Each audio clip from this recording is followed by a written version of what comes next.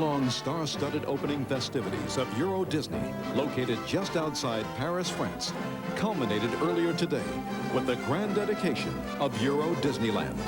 It's very exciting to be here for the dedication of Euro Disneyland. And our best-loved characters, some created by Walt, many taken from the pages of European fairy tales, now have a magnificent new home in the heart of Europe. Euro Disneyland is dedicated to laughter, to imagination, to the young and the young at heart, to the child which exists in every adult and begs to be let free. Michael Eisner then officially declared Euro Disneyland open. Euro Disneyland, officiellement ouvert.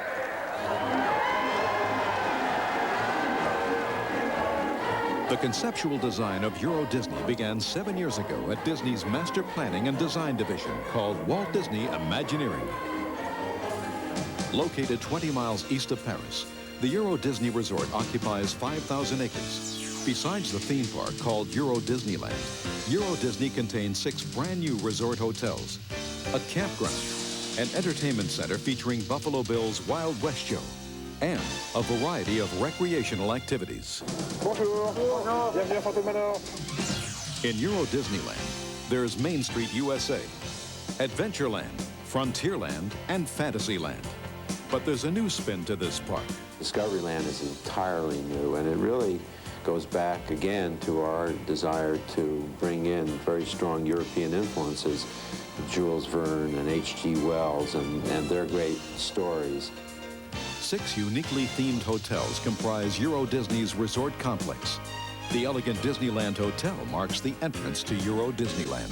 The goal was to sort of create a Victorian hotel that might have been some railway baron's fantasy to build it just at the end of the 19th century. The other hotels each have a different character. The Cheyenne Hotel that's done like a Western village. You think you've just come straight into the set of High Noon. Santa Fe is all of a kind of desert architecture.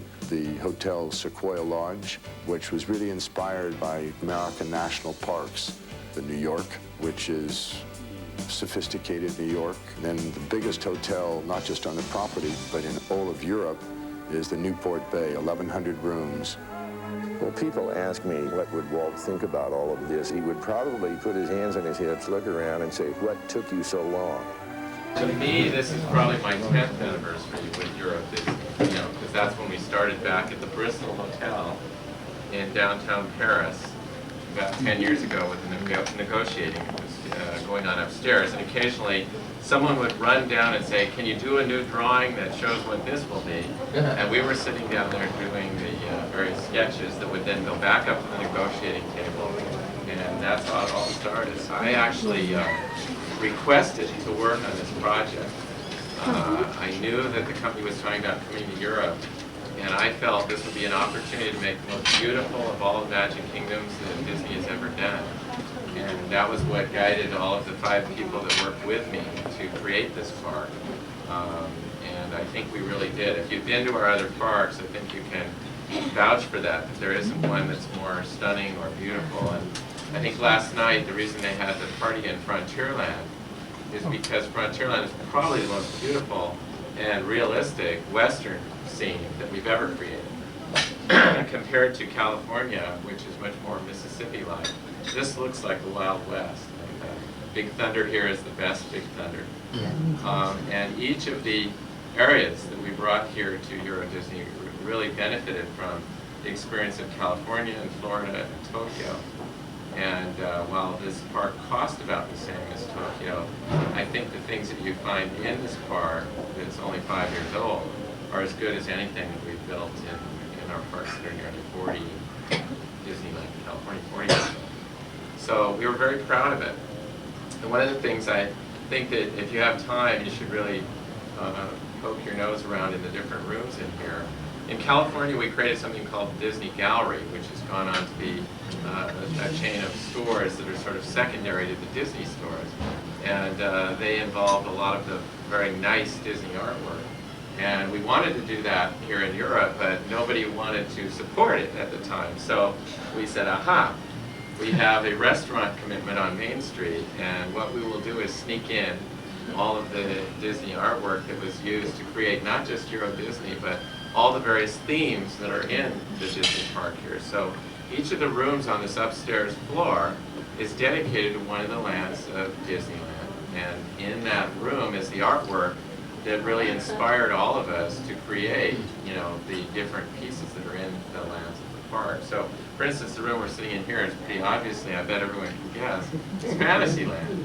And so what you see is everything from the early inspirational sketches for films like Alice in Wonderland to some of the sculptures of the Queen of Hearts that was actually done for California's dark ride that we completed in 1984.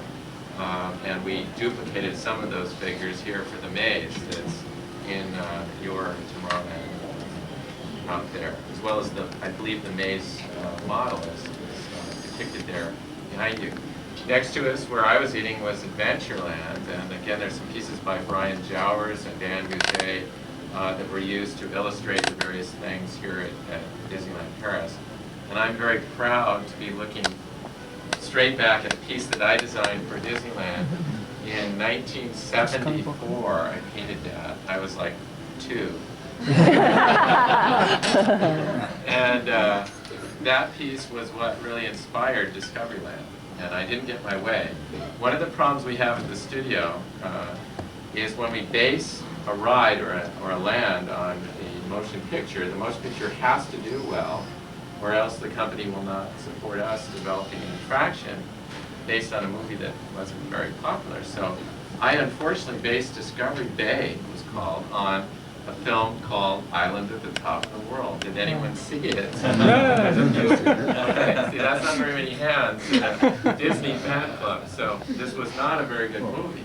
So my project, Discovery Bay, was never built. And so we put that in what we call the shelf, where all these ideas that never get built reside in our morgue.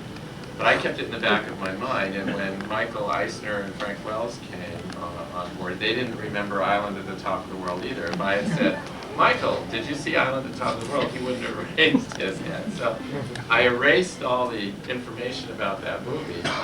And I said, hey, we've got this really good idea. It'll work great in France because Jules Verne and H.G. Wells and all the great thinkers of the past really resided here. And much of what we've come to think about as discovery and invention was really created here in France. So they said, oh, that's wonderful. That'll help the French cultural commitment that was written into the contracts to build this park. We needed to do one area that really was dedicated to and celebrated French culture and history. So it was a natural. So out of the drawer came Discovery Bay. We renamed it Discovery Land, and as a side to that, we're now doing a lot of the things that you have here back in California. So my sister and I were driving through Italy last week, and I'm on the roadway there, and all of a sudden I see another Orbitron running along the freeway. And my first thought was, somebody has copied Disneyland Paris.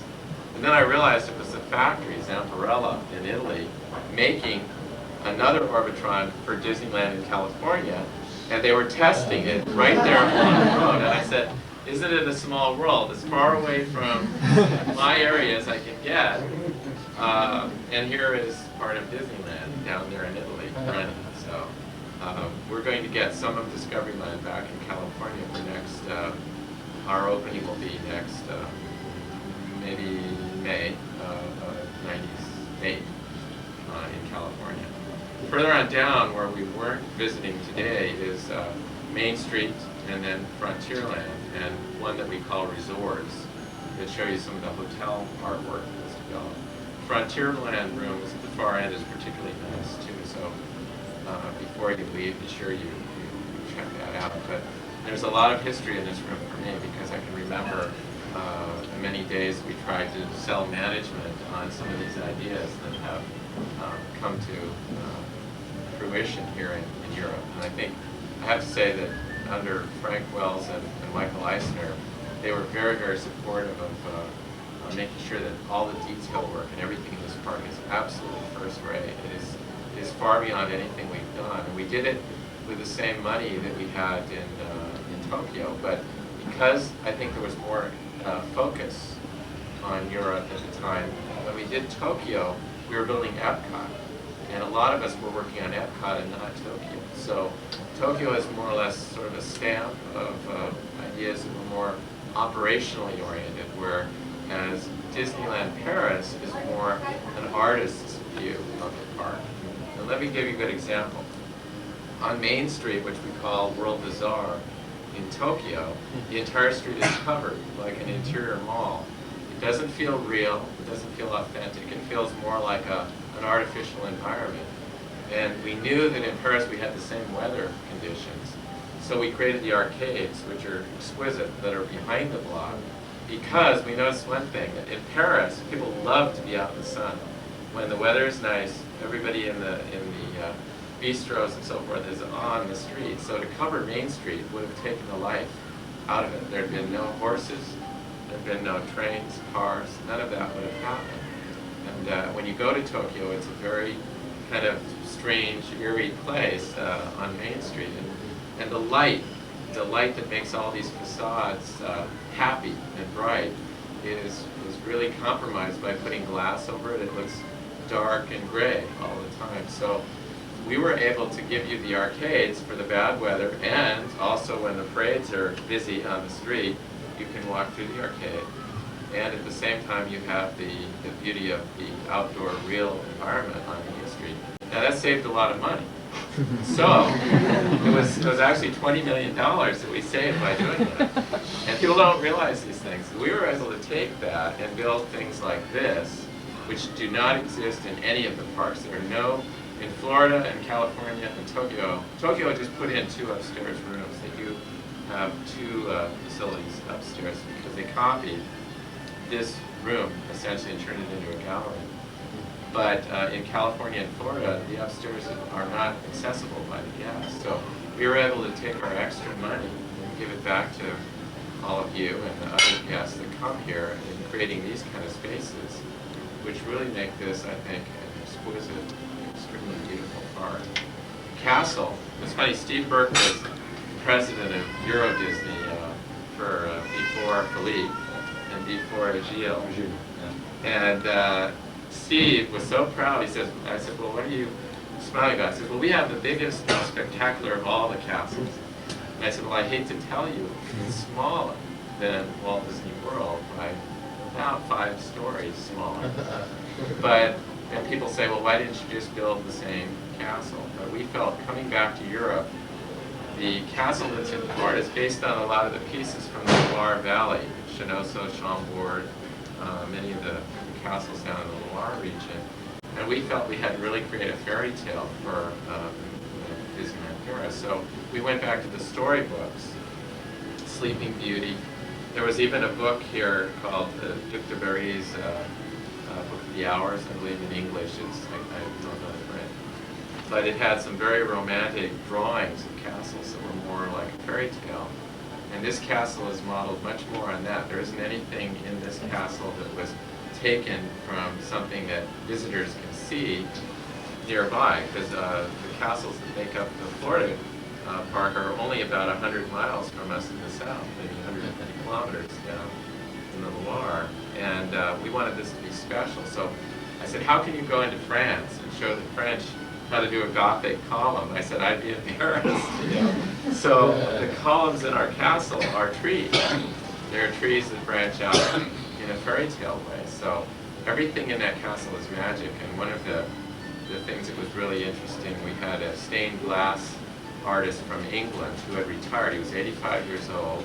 He did all the stained glass for the monarchy over there. Anything that had the crest, or in Westminster Abbey that needed repair work, this was the man who did this. And he had retired 10 years. And he said, I've never had the opportunity to make people smile with my art and make them happy. And so I am willing to come out of retirement to do this castle. So at 85 years old, he created all the stained glass that's in the castle.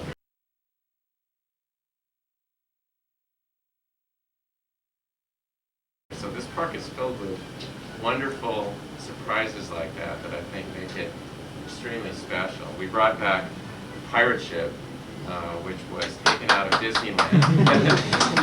And I was part of the problem. I did the Fantasyland in 1983, and we had a new space for the pirate ship. For those of you that know California, we have a storybook land ride like you do. Only Paris and only California have storybook land, and Casey. Florida does not, nor does Tokyo. And at the end of Storybook Land, we were going to go through the pirate ship lagoon. And as things often do, we ran out of money before we finished the Fantasyland project. So the pirate ship was, shall we say, axed. And when they were carrying the pieces of it back to the storage area, they dropped the back end of the boat, and it shattered into 1 million parts, so there was no way to salvage it. And the only remnants of that first pirate ship are now in our Peter Pan ride in California. There's a pirate ship inside with blacklight color on it, and some of the pieces on that pirate ship at Disneyland are the actual Captain Hook ship from the original Fantasyland. There are a few pieces too that were taken off of the mold and brought over here for this pirate ship in Europe. So that's something that you have alone. The Big Thunder here for me is the most exciting. Aha.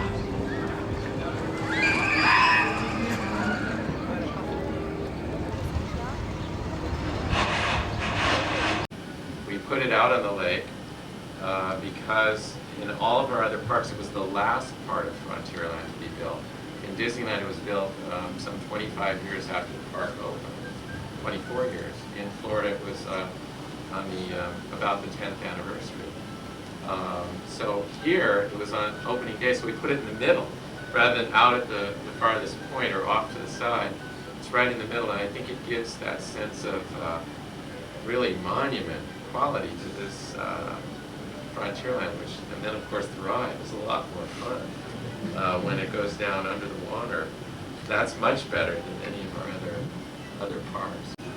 So I'm really glad to be back here, and it's really neat that this is starting to happen here. I hear now there's a Euro Disneyland club based in Belgium, as well as Magical Memories here based in England. So that's really neat that Disney's starting to catch on, because when we came over here, we were kind of like oddballs, you know. You know, they told us in the booklet they gave us, they said, do not wear any Disney clothing on a French street, you know, because it might be dangerous. I remember being with Art Levitt, who's now head of Disney Interactive, I believe, and he, not Interactive, but the Disney clubs and the Disney Entertainment Center. And he had a big Disney Mickey Mouse jacket in the Louvre. We were in there, and everybody was looking at the same jacket. Now, you can, you know, it's normal, but at the time it was very, very unusual, and that was just 10 years ago. So, I don't know, I welcome any questions here. I wasn't planning to do a full-on speech, so yes. Tony, could you compare size-wise and acreage this park to Disneyland? Okay, it's interesting because the operator likes to have more space because it makes it more comfortable if they're having a show or they have characters in the park or it's crowded. But on the other hand, when it's not crowded, if you have a lot of space, it looks dull and boring. So in a way, when Disneyland was created in 1955, they didn't know what they were doing. So they built it small. So if Disneyland gets crowded very quickly, even though it has lots of rides, it has more rides than any park we have. So naturally the operator says, let's make a bigger space to accommodate guests. Here at Euro Disney, though, we took a different tact on it. We divided those spaces. So if they needed 40 feet of width, I would say 40 feet is 20 feet twice. So in other words, like your arcades on either side of Main Street are narrow, but when you add together the width there, it gives the proper space for something to handle many, many guests. So in terms of acreage, this park is about 100 acres. Disneyland has grown to be about 85. It started as 60, and it looked like the logo for Superman. It was about like this, and it bulged out with New Orleans Square, and it bulged out with Small World, and now it's got Toontown out the back. So Disneyland has kind of grown, and you'll find that you literally walk under the railroad about 3 times in the park where you go under the railroad, and Pirates goes under the railroad. Indiana Jones takes you under the railroad. Toontown is out beyond the railroad. So it has grown. We opened here with about 100 acres. And we also designed this park so that it's finished in close, where the entrance to the lands are. They're all very complete. And the further out you get, like back by the Big Thunder Ranch, that's all expansion area. Back by Indiana Jones and the Temple of Carol, that's all expansion area. Back by Casey Jr., we have growth there. And between Videopolis and Star Tours, there's space to grow. So anything we build won't interrupt the park. You won't have a lot of construction inside the gate, and that was the point. If you could build a brand new ride for here, totally different from anywhere else, what would it be? Ask him. A brand new one, what would it be? Yeah, that's totally different. The other parts Don't have. I'll tell you two that we contemplated that are all designed. So all they have to do is write a check. One of them is Little Mermaid. Right. And it fits on the hillside right across from Bella Notte Pizza. And Eric's Castle Chateau would be there. And it was a ride on board a seashell with a seahorse pulling it. It was completely scored. It was like Peter Pan, but twice as big. And you started above the ocean, and then it descended under the water, and you visited the whole kingdom of Ariel. And the reason we didn't do it is the park was so successful that instead of doing one ride, we were asked to do 13 attractions to get more capacity for guests. So the year after we opened here, I mean, people hear all the negative things, but actually there were so many people in the park that there weren't enough attractions. So we opened all the smaller things like the castle, the walkthrough, and the fort, and the Aladdin, passage of Aladdin, and then Temple of Peril, Nautilus. We added another train on the Park Railroad line. Storybook and Casey. And so that ended up giving the park about 13,000 more seats to enjoy things during an hour, as opposed to Little Mermaid, which is about 2,000, you see. And so it was a matter of capacity needs at the time, but it is completely designed. And we have a really nice little theater show on Beauty and the Beast that was designed for next to Cinderella's Chateau, where there's another berm right after the restaurant, and then there's Mickey and the Beanstalk, and then there's a hillside. That was to be replaced with Beauty and the Beast. So those two are, shall we say, on the shelf. Well, then do they have to buy it? When you say write a check, like the park will buy a ride from Imagineering. Right. Yeah. So it's like a separate company. Based on their needs. See, It's dealt that way, yes. Yeah. Yeah. The transaction would be. What sort of price? I mean, that's strange. What sort of price would a ride be? I mean, we don't talk about that. That's what gets me in trouble. Yeah. And what gives them a headache. It tells us what was. I mean, I remember when Space Mountain opened. They were quite anxious to tell us then what that was. What did they say? 60 million. 60. 60? Yeah. Any advice Do I on hear 60? more? Yeah. so having worked where I was helped them. See, Are we thinking in dollars? Francs. Francs, yeah. Why didn't they Even build still. a subterranean tunnel system? Well, would you put your money there, or again, up where guests can see it? You know, the cost of that in today's dollars would be hundreds of millions. And at the time, it's funny, we just went through an interesting thing in California. When Disneyland was built, and the future was exciting, and people dreamed of rocket ships and flying saucers and all of that. Today, in the States, we have come to call this phenomenon of the future the Montana future. Because people want to live in a little cabin by a mountain stream, and those that are wealthy enough, like Harrison Ford and Michael Eisner, they are in Colorado or Montana, and whenever they have too much city life, they go into the woods, and there's animals and water and fishing, and And that was not a dream 20 years ago. The dream was monorails and big gleaming towers and cities of the future. And over the last generation, people have seen that as frightening. The movies like Blade Runner have created awful futures that people are afraid of. And so now that we were designing a future for Disneyland, we suddenly realized, how do we inspire people about the future?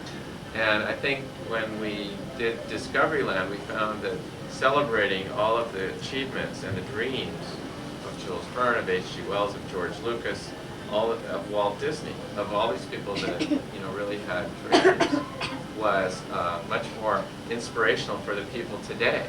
In 20 years, I don't know what will be the theme then, but the dream that Walt Disney had in 1955 of the future is no longer a serious thing. People do not buy into it. So we had to come up with something that was a little bit more fanciful. And that's what we're bringing back, a similar version of Discoveryland for Tomorrowland. So would you consider changing somewhere like Tokyo where it looks very dated? They are. They have a big program, and I don't want to say unfortunately because I'm jealous, I guess, but they have a big budget over there. That park is just phenomenally successful right now. So they're building a second gate called Disney Sea that's not yet completely improved, but it's a spectacular park. And then Tomorrowland is the next area that they're going to renovate. And I've seen some of the ideas, and I'm jealous. It seems really small and crowded though. Like even when there's not that many people there, it's still In Tokyo? When, the park, Yeah, I don't think the park was laid out very well. It doesn't have, in Disneyland Paris, see that's Disneyland Paris, the lands are complete environments. So when you're in Frontierland, you're really in the American West. When you're in Adventureland, it's really an exotic realm, or a fairy tale kingdom. In Tokyo, it blends, and there's like, Dumbo is in front of the Haunted Mansion, and, the Snow White Wishing Well is by the Golden Horseshoe, and I don't know, strange. The World Bazaar is all mixed up with Tomorrowland, and I didn't like that either. So again, I wanted this task. I said, we're going to make the very best park anyone has ever seen, because we have so many great things to choose from. One thing Tokyo has, though, it has the best, for instance, the best Splash Mountain and the best Star Tours, because they look at what we do and they say, we want that, but we want you to put even more into it. So they're making up for the opening day. They're continually growing and making it better. What's your favorite ride? Sorry. They're like children. When Big Thunder was the first ride that I started from scratch, and it was right after Florida opened, and if you work in Imagineering, you're either real busy or you have nothing to do. And when you have nothing to do, it's like playing musical chairs. I don't know if you have that game. Everybody wants to have a chair when the music stops, or else you're out of the company. So I real quick got busy, and I built a little model of Big Thunder. And management liked it, and they said, gee, this guy that builds models, maybe we should make him a designer. And so that was my first attraction, and now we have 4 Big Thunders. So for a long time in my life, Big Thunder was really important to me because it was the difference between being a model builder and being a designer. And, but I have to say that each time you do a new one, it becomes your child. Like this park in its entirety, and there are things here that you don't realize that would be actually more exciting to you than a ride. Like the hotel here for me was a breakthrough because we were up against the other team, which at the time was called DDC, that was doing the hotels. And we had this idea for putting a hotel in the park, and our reason was, those of you that live in Paris know how cold it can be here. Can you imagine being in the freezing cold, reaching into your wallet going, now let's see, we need 2 adults, and the wind and rain is driving down like it would be at Disneyland. We just have little booths. You're right to imagine it, Yeah, tell me. This is what we I get know. here. So I said, we have to cover the ticket booths, and it has to seem warm and inviting, like an inn, a country inn that you've come to. And the other thing in Paris, everything is a gift to the people, like going to Versailles or going to the Tuileries before the Louvre. There's a sense of appreciation before you go in. And I said, we can't do what we do in the States where you drive up, park your car, pay your money, go in. That's crass. And so we created that garden, the Fantasia Gardens out in the front, and we had an artificial, a fake inn that you went into and you paid for your tickets. Well, Michael Eisner looked at it and said, well, where are you going to get the money for that? And I said, well, don't you think we need to protect the people when they're opening their wallet, or they might not open their wallet?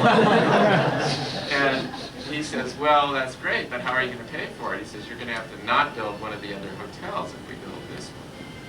So I had to go into competition with Robert Venturi, who's a very world-renowned architect. And Michael put me in a room. Now, I am kind of like a kid, I think. I still think of myself as a kid. That's why I like the rides. And so here I am with this world-renowned architect. I read all these books on Robert Venturi and beads of sweat. And he had a Las Vegas hotel for the convention center site out in front that he had designed. And we had this, which we then made bigger and put all the rooms in it. And we had 300 rooms, and then Gary Wilson said it needs to have 500 rooms. So it got a little bigger than I wanted it to be, but it was still a better idea than having just ticket booths next to the RER, you know. And so I won. Well, Robert Venturi was, shall we say, very upset. And so Michael Eisner kept using that for years. He'd say, oh, Tony went to battle with Robert Venturi. But anyway, I'm very proud of that hotel because, again, it's something that makes it special when you come up. None of our other parks look good from where you pay your money.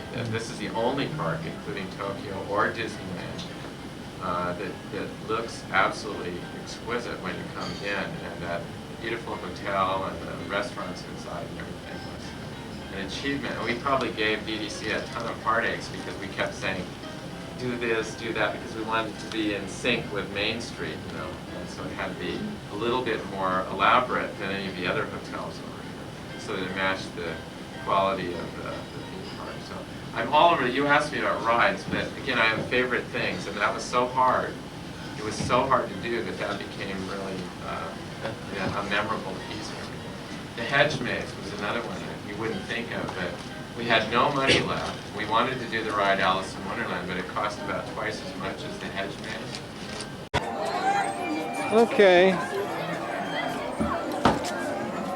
Into the hedge maze. There's an owl.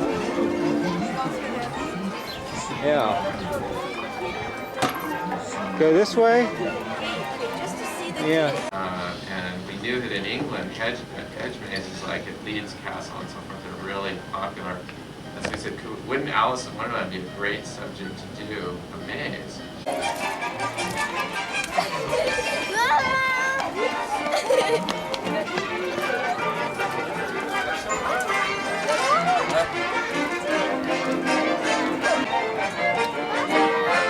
Yeah, okay, here we are. Now, I think we went in a circle. Let's go, Zach, this way. But how do you grow the full-size maze in like 2 years? So we had to go to Germany, and we built this maze in Germany and grew it there for like 2 years. And then each tree was numbered and tagged and brought here. Oh.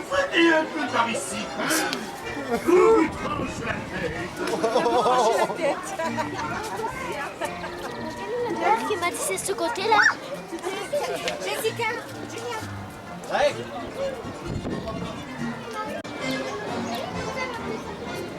We've gone all the way around on the other side. There she is. She jumps out at you. Yeah, I knew that was in here somewhere. Okay, I think we can go this way.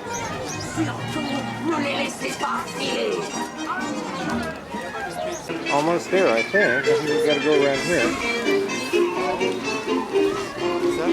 Oops. Oh, well, finding your way out's a whole other thing entirely.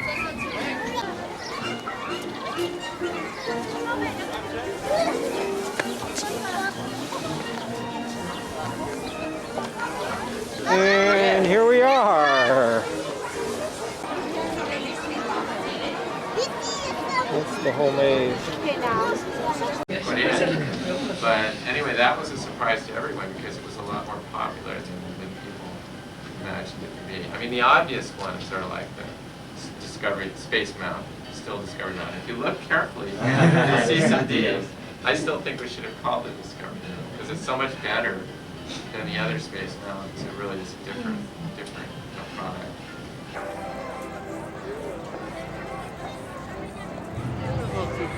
There you go. And the lights follow them up. But, so there's a lot of stories. Everything has a story. The man who created the Nautilus over there, that was his life achievement. His name was Tom Sherman. And from 1954 until his death, just 6 months after opening that, he lived and breathed Walt Disney's dream of the Nautilus. And he was ill with cancer, and we brought him over here. He had dinner in that room, and that's his model in that room up there at the Nautilus. And Ann Calise interviewed him, and he was so proud. He had his Captain Nemo pipe, and that was sort of the end. I think it kept him alive, the thought of creating that show and Discovery Land as part of the added capacity. And the detail in there is absolutely, he's the last person who knows all of those authentic pieces from that film. All the drawings and everything are lost, so all we have are Tom's photos of the original boat, which was at Disneyland in the 50s. They had all the sets. Walt brought them down to Disneyland, and in 1966 they were all destroyed when they built the new Tomorrowland. So all we had were Tom's photos and imagery of that. So I mean, I could tell you a story on each. We're going to get kicked in. And now the next one, you really had to know your Disney stuff. This slide was taken in Disneyland in California, and there was a screw up in the architecture. And as you exit the building, this is going out the two doors at the exit of Pinocchio, or the Village House restaurant. The exit sign was put off to the side, and we got down there about 3 weeks before opening, and we would have had to take out the beam that holds the whole building up that was in the middle. And we said, what can we do? This looks terrible. And so I got up there with Exitensio, and we sketched out Figaro, pulling the sign over where it should be to balance it properly. To make a long story short, we got it right in Europe.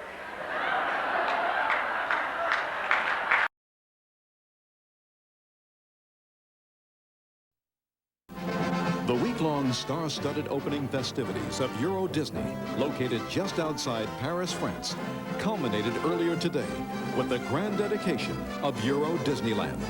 It's very exciting to be here for the dedication of Euro Disneyland. And our best-loved characters, some created by Walt, many taken from the pages of European fairy tales, now have a magnificent new home in the heart of Europe. Euro Disneyland is dedicated to laughter, to imagination, to the young and the young at heart, to the child which exists in every adult and begs to be let free. Michael Eisner then officially declared Euro Disneyland open. Euro Disneyland, officiellement ouvert.